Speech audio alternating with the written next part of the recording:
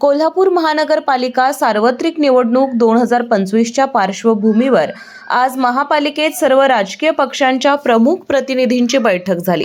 प्रशासक के मंजू लक्ष्मी यांच्या अध्यक्षतेखाली स्थायी समिती सभागृहात ही बैठक पार पडली। निवडणुकी प्रक्रियेबाबत सविस्तर चर्चा करण्यात आली। येत्या 2 दिवसात मतदार याद्या अंतिम केल्या जाणार असल्याची माहितीही देण्यात आली आहे। प्रत्येक उमेदवारासाठी निवडणूक खर्चाची मर्यादा 9 लाख रुपये निश्चित करण्यात आली आहे। 10,000 रुपयांपर्यंतचा खर्च रोख तर त्यापेक्षा जास्त खर्च धनादेश किंवा ऑनलाईन पद्धतीने करावा लागणार आहे।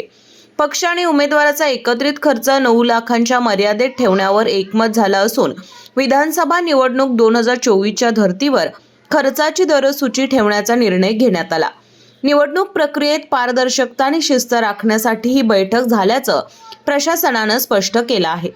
यावेळी अतिरिक्त आयुक्त रविकांत अडसूळ, उपायुक्त किरणकुमार धनवाडे, मुख्य लेखापरीक्षक कलावती मिसाळ, निवडणूक अधीक्षक सुधाकर चल्लावाड, बहुजन समाज पार्टीचे शहराध्यक्ष आयू मारुती कसबे, राष्ट्रवादीचे प्रतिनिधी गणेश जाधव, शेकाप पक्षाचे बाबूराव कदम यांच्यासह कार्यकर्ते उपस्थित होते।